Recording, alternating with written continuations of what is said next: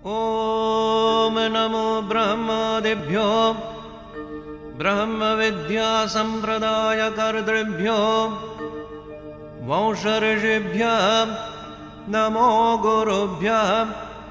ॐ ब्रह्मणे नमः। ॐ सहनाववतु सहनौ भुनक्तु सह वीर्यङ्करवावहै तेजस्विनावधीतमस्तु मा विद्विषावहै। ॐ शान्ति शान्ति शान्ति हरिः ॐ। रात्रिव्यख्यदायते पुरुत्रा देव्यम् अक्षभिं विश्वा अधिश्रियोधितम् ओर्वप्र अमर्त्या निवतो देव्यु उद्वतः ज्योतिषा बाधते तमः निरुस्वसारमसत्कृतोषसं देव्यायते अपेदुहासते तमः सा नो अद्य यस्या वयं निदेयामन्नविक्ष्महे वृक्षेण वसतिं वयः निग्रामासो अवेक्षत निपद्मन्तो निपक्षिणः निश्येनासश्चिदर्थनः यावयावृक्य अमृकै यवयस्तेन मूर्म्ये अथानः सुतरा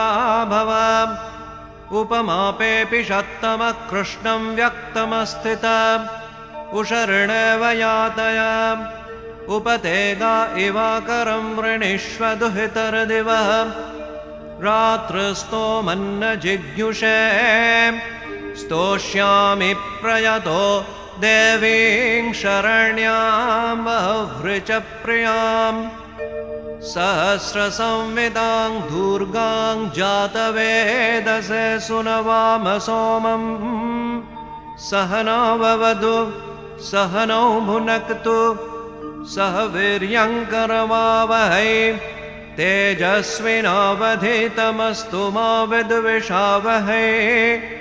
ॐ शान्ति शान्ति शान्ति हरिः ॐ।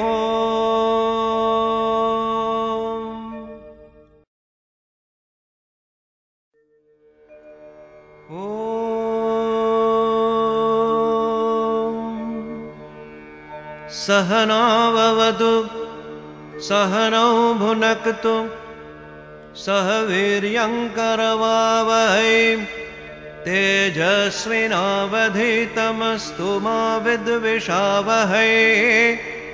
ॐ शान्ति शान्ति शान्ति हरिः ॐ।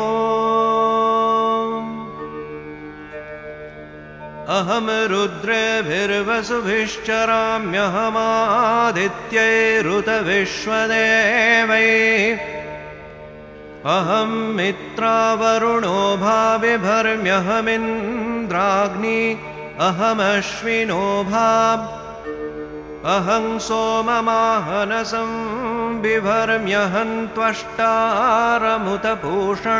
भगम् अहं दधामि द्रविणं हविष्मदे सुप्राव्ये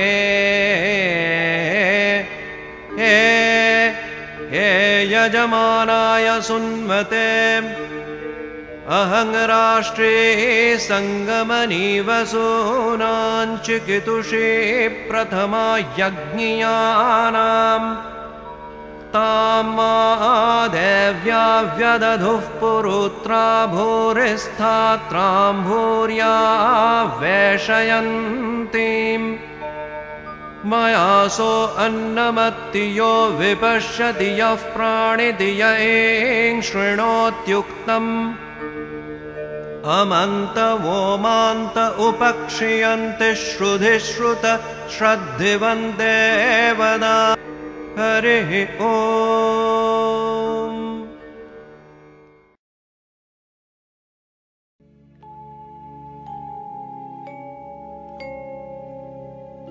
ॐ नमश्चण्डिकायै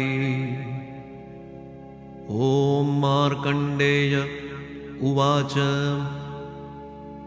ॐ जयत्वं देवी चामुण्डे जय भूतापहारिणी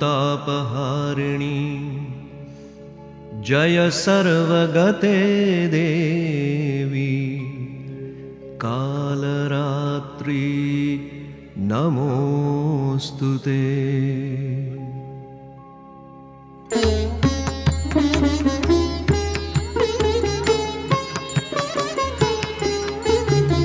जयन्ती मंगला काली भद्रकाली कपालिनी दुर्गा शिवा क्षमा धात्री स्वाहा स्वधा नमोस्तुते।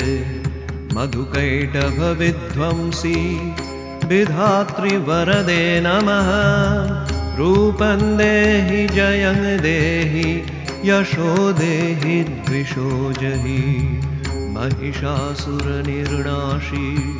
भक्तानां सुखदे नमः रूपं देहि जयं देहि यशो देहि द्विषो जहि धूम्रनेत्रवधे देवी धर्मकामार्थदायिनी रूपं देहि जयं देहि यशो देहि द्विषो जहि रक्तबीजवधे देवी चण्डमुण्डविनाशिनी रूपं देहि जयं देहि यशो देहि द्विषो जहि निशुम्भशुम्भनिर्णाशी त्रैलोक्यशुभदे नमः रूपं देहि जयं देहि यशो देहि द्विषो जहि वन्दिताङ्घ्रियुगे देवी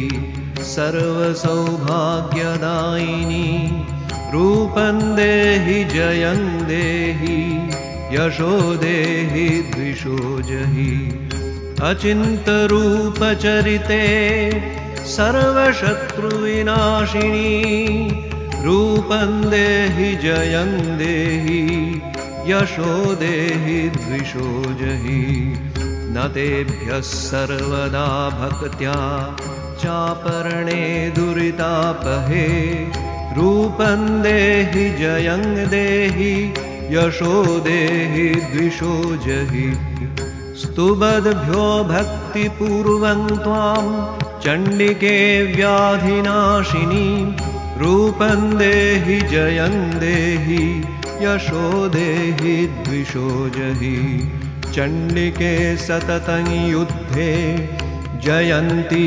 पापनाशिनी रूपं देहि जयं देहि यशो देहि द्विषो जहि देहि सौभाग्यमारोग्यं देहि देवि परं सुखं रूपं देहि जयं देहि यशो देहि द्विषो जहि विधेहि देवि कल्याणं विधेहि विपुलां श्रियं रूपं देहि जयं देहि यशो देहि द्विषो जहि विधेहि द्विषतां नाशं विधेहि बलमुच्चकैः रूपं देहि जयं देहि यशो देहि द्विषो जहि सुरासुरशिरोरत्न निघृष्टचरणाम्बुजे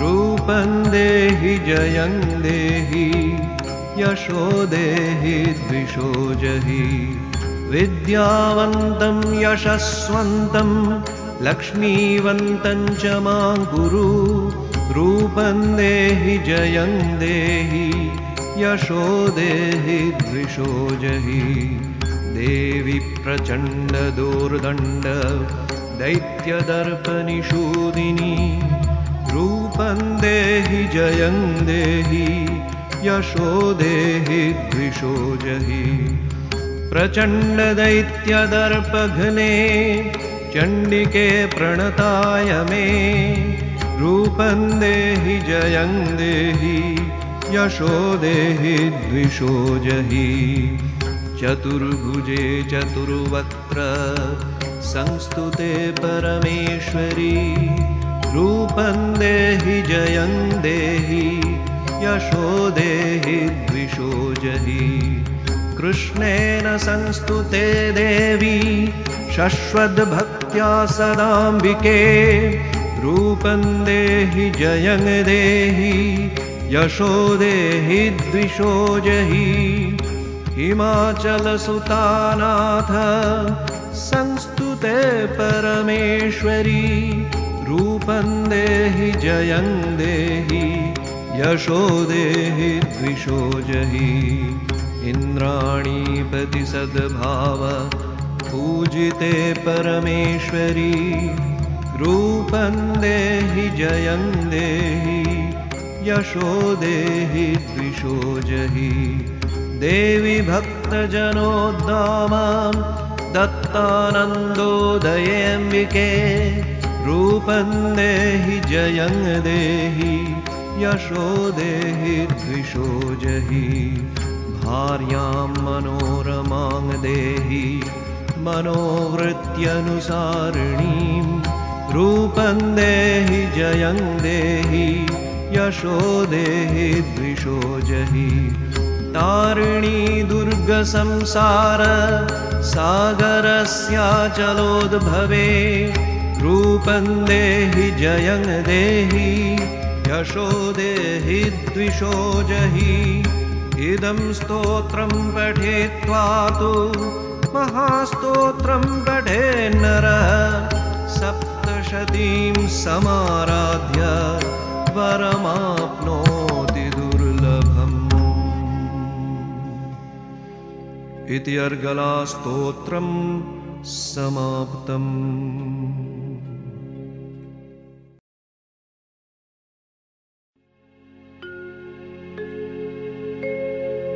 ॐ नमश्चण्डिकायै। मार्कण्डेय उवाच विशुद्धज्ञानदेहाय त्रिवेदी दिव्यचक्षुषे श्रेयप्राप्तिनिमित्ताय नमः सोमार्धधारिणे सर्वमेतद्विजानीयान् मन्त्राणामपि कीलकम् सोऽपि क्षेममवाप्नोति सततं जप्य तत्परः सिद्धन्त्युच्चाटनादीनि कर्माणि सकलान्यपि एतेन स्तुवतां देवीं स्तोत्रवृन्देन भक्तितः न मन्त्रो नौषधं तस्य न किञ्चिदपि विद्यते विना जप्येन सिद्धेत्तु सर्वमुच्चाटनादिकम् समग्राण्यपि सेत्स्यन्ति लोकशङ्कामिमां हरः कृत्वा निमन्त्रयामास सर्वमेवमिदं शुभम् स्तोत्रं वै चण्डिकायास्तु तच्च गुह्यञ्चकारसः समाप्नोति सुपुण्येन तां यथावन्निमन्त्रणाम् सोऽपि क्षेममवाप्नोति सर्वमेव न संशयः कृष्णायां वा चतुर्दश्यामष्टम्यां वा समाहितः ददाति प्रतिगृह्णाति नान्यथैषा प्रसीदति इत्थं रूपेण कीलेन महादेवेन कीलितं यो निष्कीणां विधायैनां चण्डीं जपति नित्यशः स सिद्धः सगणः सोऽथ गन्धर्वो जायते ध्रुवम् न चैवापाटवं तस्य भयं क्वापि न जायते नापमृत्युवशं याति मृते च मोक्षमाप्नुयात् ज्ञात्वा प्रारभ्य कुर्वीत ह्यकुर्वाणो विनश्यति ततो ज्ञात्वैव सम्पूर्णमिदं प्रारभ्यते बुधैः सौभाग्यादि च यत्किञ्चित् दृश्यते ललनाजने तत्सर्वं तत्प्रसादेन तेन जप्यमिदं शुभम् शनैस्तु जप्यमानेऽस्मिन् स्तोत्रे सम्पत्तिरुच्चकैः भवत्येव समग्रापि ततः प्रारभ्यमेव तत् ऐश्वर्यं तत्प्रसादेन सौभाग्यारोग्यमेव च शत्रुहानिः परो मोक्षस्तूयते सा न किञ्जनैः चण्डिकां हृदयेनापि यस्मरेत् सततं नरः हृद्यं काममवाप्नोति हृदि देवी सदा वसेत्। अग्रतो मुं महादेव कृतं कीलकवारणं निष्कीलं च तथा कृत्वा पठितव्यं समाहितैः इति कीलकस्तवः समाप्तः।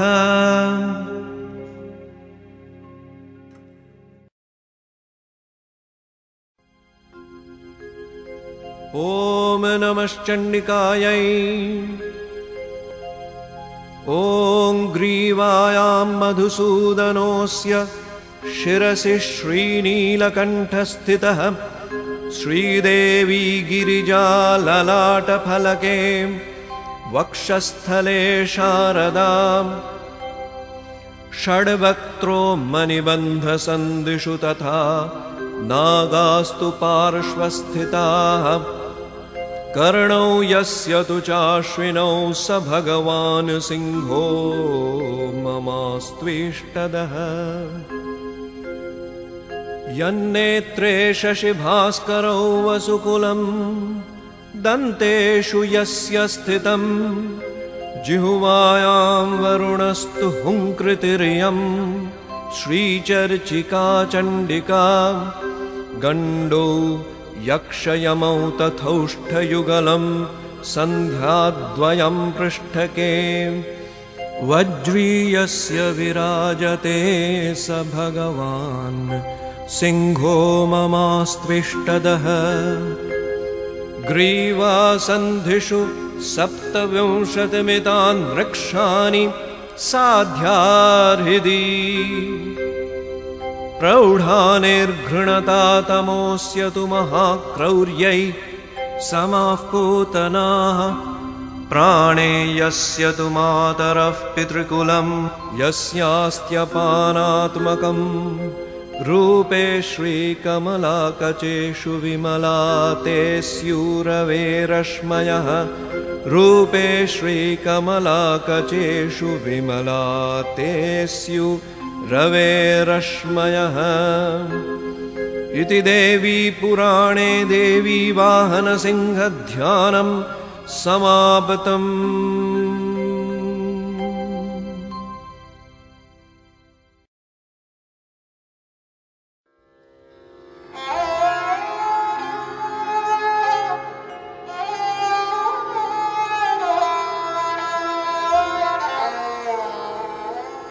ॐ नमश्चण्डिकायै। ॐ मार्कण्डेय उवाच ॐ यद्गुह्यं परमं लोके सर्वरक्षाकरं नृणां यन्न कस्यचिदाख्यातं तन्मे ब्रूहि पितामह। ब्रह्मोवाच अस्ति गुह्यतमं विप्र सर्वभूतोपकारकं देव्यास्तु कवचं पुण्यं तच्छृणुष्व महामुने।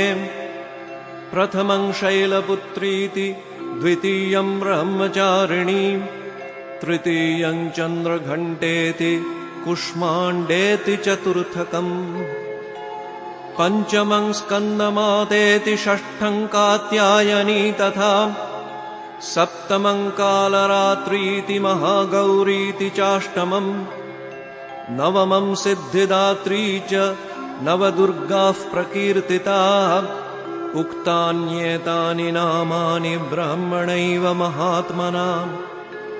अग्निना दह्यमानास्तु शत्रुमध्यगतारणे विषमे दुर्गमे चैव भयार्ताः शरणं गताः न तेषां जायते किञ्चित् अशुभं रणसङ्कटे आपदं न च पश्यन्ति शोकदुःखभयङ्करीम्। यैस्तु भक्त्या स्मृता नित्यं तेषां वृद्धिः प्रजायते ये त्वां स्मरन्ति देवेशि रक्षसि तान्न संशयः।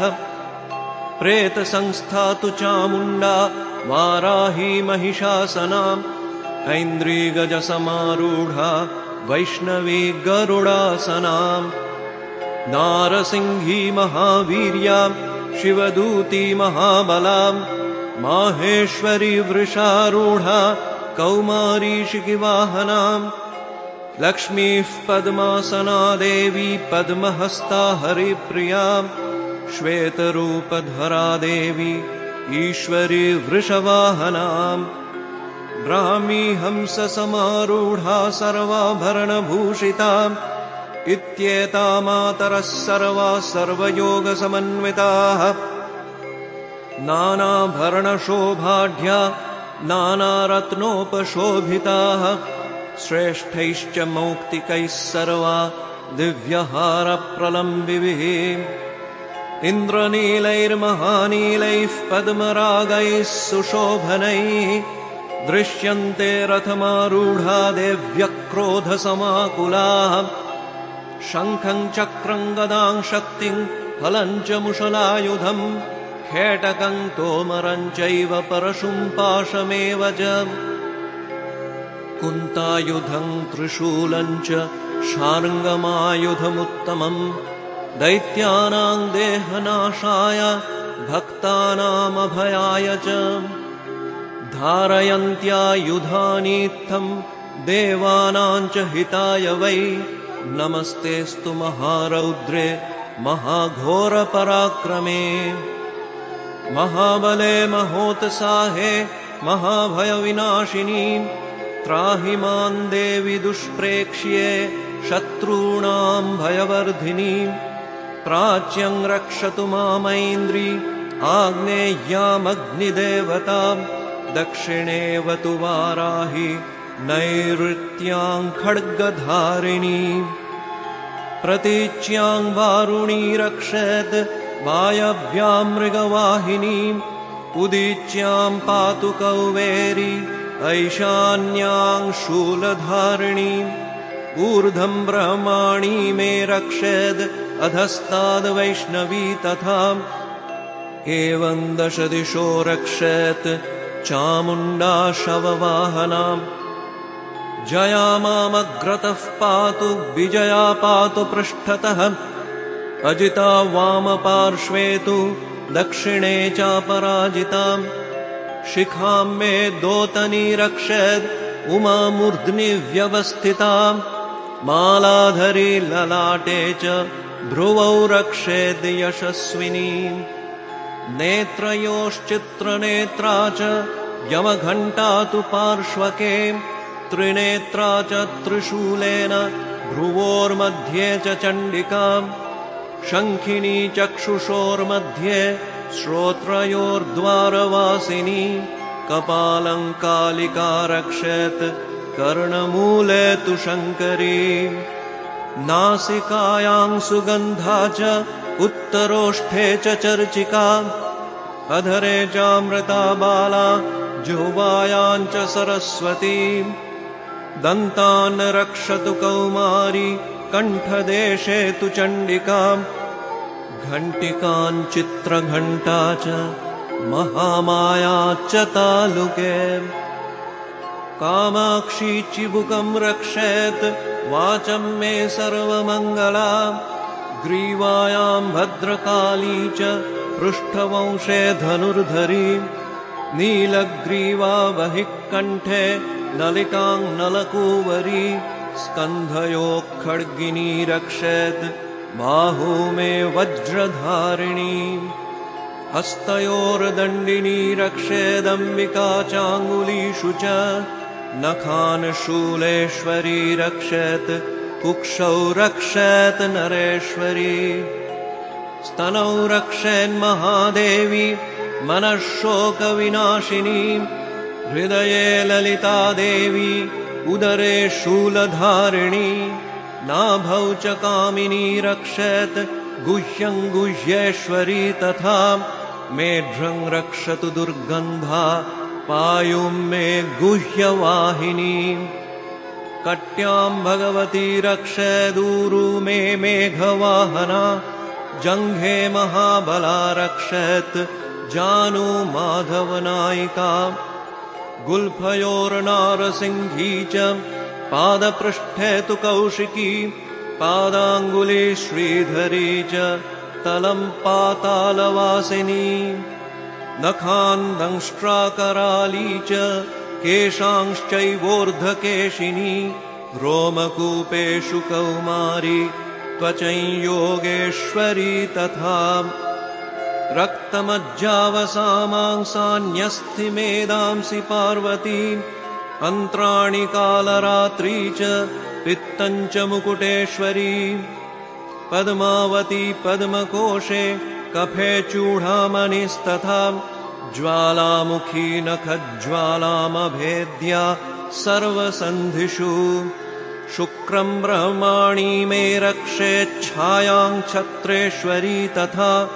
अहङ्कारं मनोबुद्धिं रक्षेन्मे धर्मधारिणीं प्राणापानौ तथा व्यानम् उदानं च समानकं वज्रहस्ता च मे रक्षेत् प्राणान् कल्याणशोभनाम् रसे रूपे च गन्धे च शब्दे स्पर्शे च योगिनी सत्त्वं रजस्तमश्चैव रक्षेन्नारायणी सदा आयु रक्षतु वाराहि धर्मं रक्षतु पार्वती यशः कीर्तिं च लक्ष्मीं च सदा रक्षतु वैष्णवीम् गोत्रमिन्द्राणि मे रक्षेत् पशून् रक्षेच्च चण्डिका पुत्रान् रक्षेन्महालक्ष्मीर्भक्तिं रक्षतु भैरवी धनेश्वरी धनं रक्षेत् कौमारी कन्यकान् तथा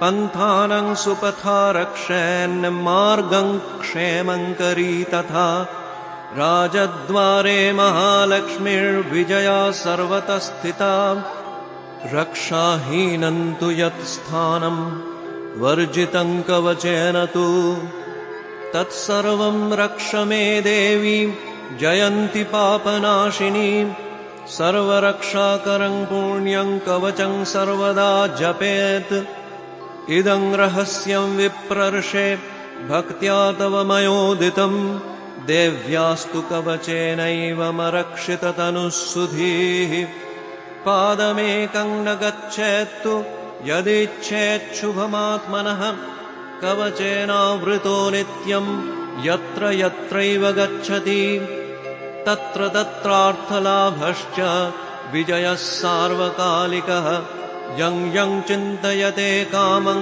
तं प्राप्नोति निश्चितं परमैश्वर्यमतुलं प्राप्स्यते भूतले पुमान् निर्भयो जायते मर्त्यः सङ्ग्रामेष्वपराजितः त्रैलोक्ये तु भवेत् पूज्यः कवचेनावृतः पुमान् इदं तु देव्याः कवचं देवानामपि दुर्लभम् यः पठेत् प्रयतो नित्यं त्रिसन्ध्यं श्रद्धयान्वितः दैवी कला भवेत्तस्य त्रैलोक्ये चापराजितः जीवेद्वर्षशतं साग्रम् अपमृत्युविवर्जितः नश्यन्ति व्याधयः सर्वे लूता विस्फोटकादयः स्थावरं जङ्गमं चैव कृत्रिमं चैव यद्विषम् अभिचाराणि सर्वाणि मन्त्रयन्त्राणि भूतले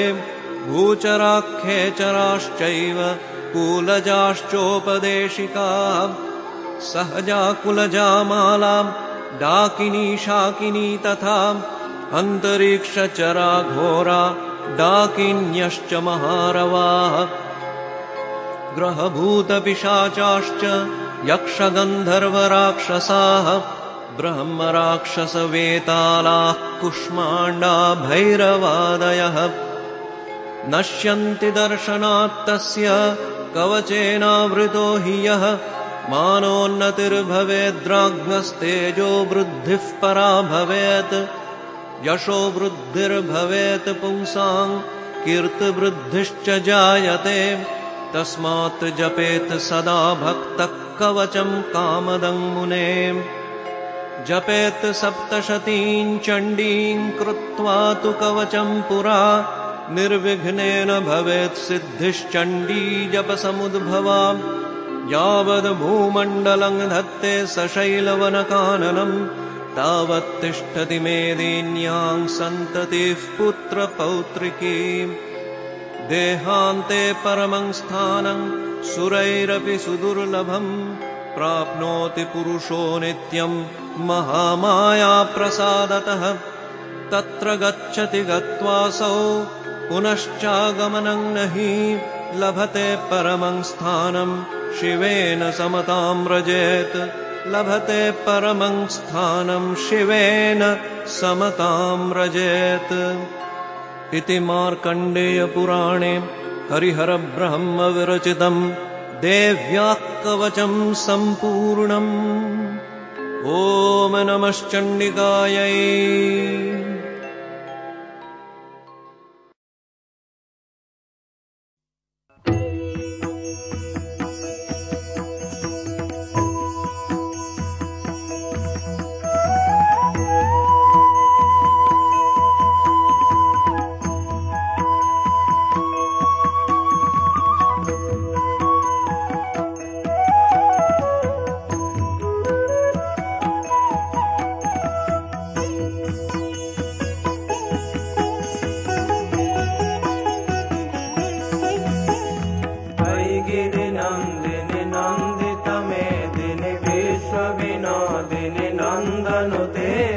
गिरिवरविन्द शिरोधिनि वासिनि विष्णु विलासिनि जिष्णुनुते।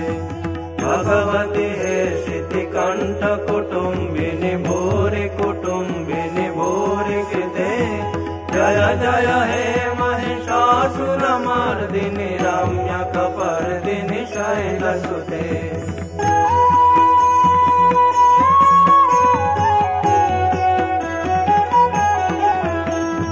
सुरवरवर्षिणि दुर्धरदर्शिनि दुर्मुखमर्षिणि हर्षरते।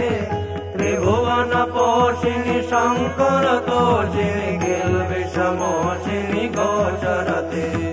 धनुजनिरोषिणि दितिसुतरोषिणि दुर्मदशोषिनि सिन्धुसुते। जय जय हे महिषासुरमर्दिनि रम्यकपर्दिनि शैलसुते।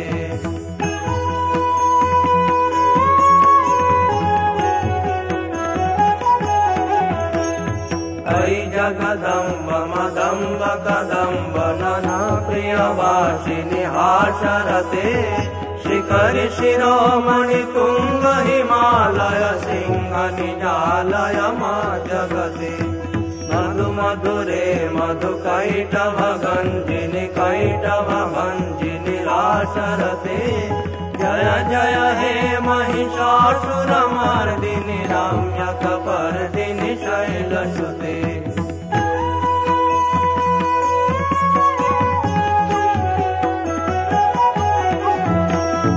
ऐ शरणागत वैरिवधूवर वीरवराभयदायकरे।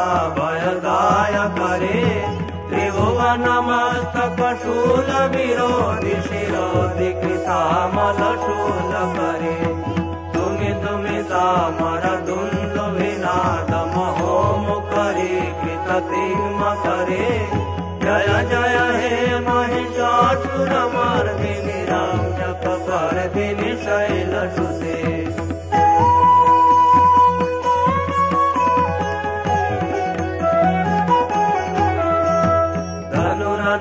धनुरनुसङ्गरक्षण सङ्ग परिस्फुरदङ्ग नटकटके।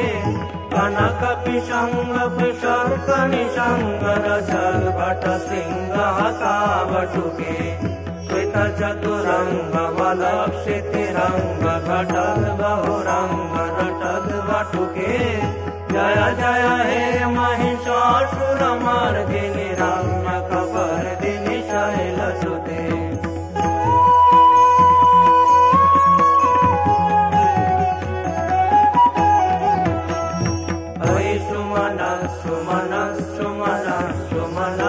मनोहर कांतियुते। श्रितरजनी रजनी रजनी रजनी रजनी करवक्रमिते। सुनयन विभ्रमर भ्रमर भ्रमर भ्रमर भ्रमराधिपते। जय जय हे महिषासुरमर्दिनि रम्यकपर्दिनि शैलसुते।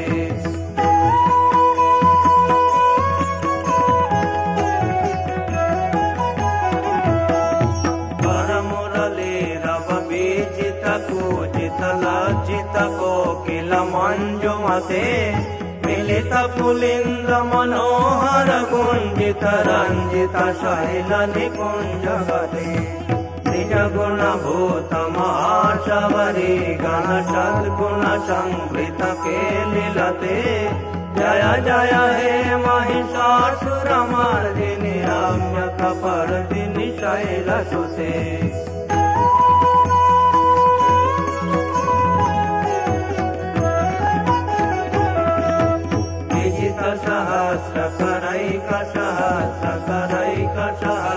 सहस्रकरैकनुते कृतसुरतारक संगर तारक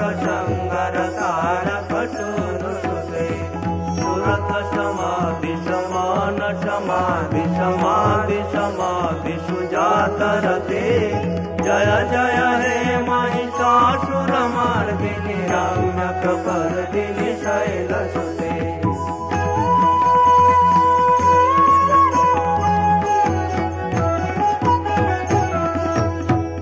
विमलेन्दु कुलं वदनेन्दु मलं सकलं अनुकूलयते विमुकुरहूत पुरेन्दु मुखी सुमुखी विरसौ विमुखी क्रियते मम तु मतं शिवनामधने भवती कृपया किमुता क्रियते जय जय हे महिषासुरमर्दिनि रम्यकपर्दिनि शैलसुते